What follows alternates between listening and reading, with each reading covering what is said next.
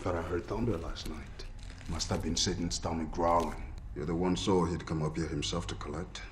So I've heard. It takes a lot of skill to pull off a comic book adaptation for a property that a few people know about. It is also hard to put it in the hands of a director that only did music videos before. And on top of all that, attach one of the biggest Hollywood stars that just came off a third movie in a popular franchise. It is safe to say there was a lot going against this movie. But is it any good? Let's find out. I'm Meffistoe. Like, share, and subscribe because this is my review of the movie Constantine. So do I have to take the rest of my clothes off or can I leave them on?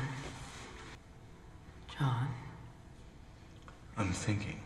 Constantine is a neo-noir supernatural movie loosely adapting the character of Constantine from the comic book Hellblazer. The movie was directed by Francis Lawrence and written by Kevin Boardbean and Frank Capello. The character of Constantine was created by the great Alan Moore and was only a side character in one of the issues of Swamp Thing. Later on, the character was given its own comic book called Hellblazer, and it was written by Jamie Delano. Back in 1997, Lauren Schuler Donner, Richard Donner's wife, a powerful producer on her own rights, started developing this project and had a few directors attached to the film. One of them, Tarsem Singh, was signed along with actor Nicolas Cage, but as the pre-production rolled along, Singh quit, stating that he would never be able to make the movie the way he wanted it to with Cage on board. I guess he couldn't handle the Cageisms. In a weird twist of fate, the actor himself left the project soon after the director, and it was placed on hold. All this until the director Francis Lawrence was hired to take a crack at it. Demon in heaven. Love to fly on that wall. You're not a priest. The story of the movie starts with a quick intro introducing us to the fact that the Spear of Destiny has been lost since World War II, and cut to a man in Mexico discovering the tip of that spear and suddenly becoming possessed and going off into the distance for some sort of a journey.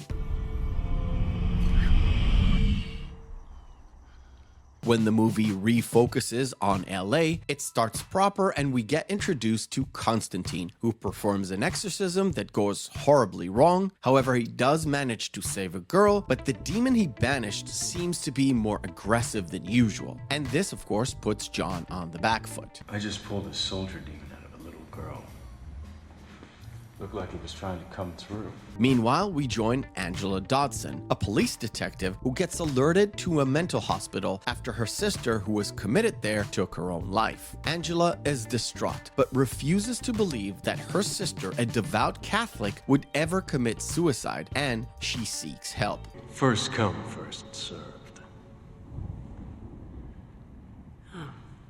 So you're rude no matter where you are. This puts her on the path of finding Constantine, and the two link up to find out what the hell is going on. And from that, they discover that the two separate cases are tied into something much more sinister.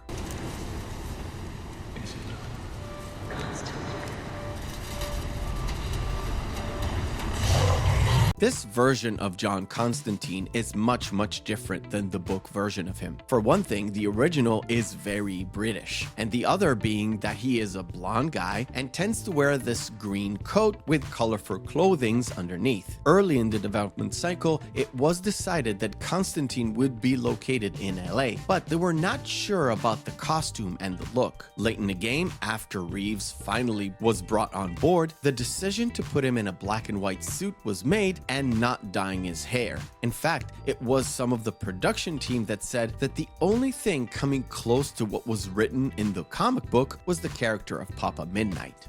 I need to use the chair. I offer no aid to one side or the other. In terms of the casting, most of the actors that were involved in the main roles were pretty much handpicked as the first choices for that position. Most of them got offered the role upon recommendation. Shia LaBeouf, Djimon Hounsou, Rachel Weisz got cast exactly like that. Tilda Swinton, however, was approached upon recommendation, but she really loved the material, especially the androgynous nature of Gabriel and how he is not defined. You smoked 30 cigarettes a day since you were 15. And you're going to go to hell because of the life you took. Peter Stormare, being a devout Christian, had a quick look at the role and was enamored because it said that he has free reign on his portrayal of Lucifer. So he was the one that came up with this white suit and had a different take on his mannerisms. So it's a family. Family's doing just fine. Busy, busy, busy, busy. Need a vacation. And the last role to be cast was actually John Constantine, with Keanu Reeves taking up the role after wrapping Matrix Revolutions. The production team was reluctant on actually casting Keanu in the first place, not because he's a big star, but because he said in the past that he would never work with a music video director. But after coming to a meeting and listening to Lawrence's pitch, he agreed and came on board. And Lawrence was very appreciative because the entire movie is carried on the back of Keanu and his performance. And the good thing about it is that he's completely different from the role of Neo. He is grumpy, ill-tempered, and generally being an ass to everyone around him, including Chaz, his trainee, and Beeman, his go-to guy for relics and data. And to me, this is one of Reeves' best performances because he did something different and because it allowed him to be more angry, more bitter, and more annoying to everyone else, which put it apart from any other role he did up to that point. What did she do, Angela? You know what she did. What are you afraid of?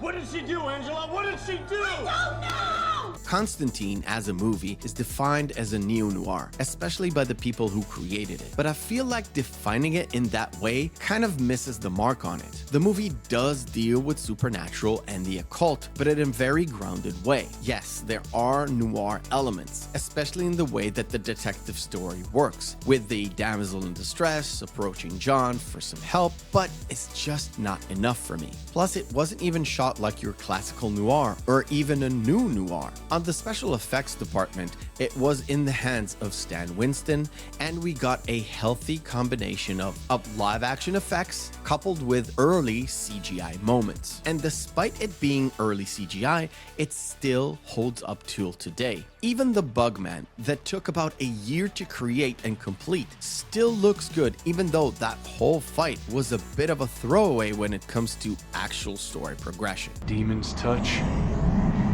like those part angel, living alongside us. They call it the balance. As for my recommendation, I will highly recommend this movie to watch. The movie combines elements of noir with some dark fantasy and the supernatural. The fight between heaven and hell and how all the characters fit within this grand plan. You've got your angels versus demons and one man that wants nothing but to banish these demons back to where they came from. This is a comic book adaptation that you don't really need to book to gain reference from. In fact, it is likely you've never heard of the original book, nor have you read it. But Constantine is a self-contained story. It presents the ultimate fight between above and below, and all the forces that play a part in it. And in the center of all this, you've got John Constantine. What are you doing? Praying. Right. Okay. Come on. Thank you for watching, and remember, hope is a good thing, maybe even the best of things, and no good thing ever dies. I'll see you on the next video.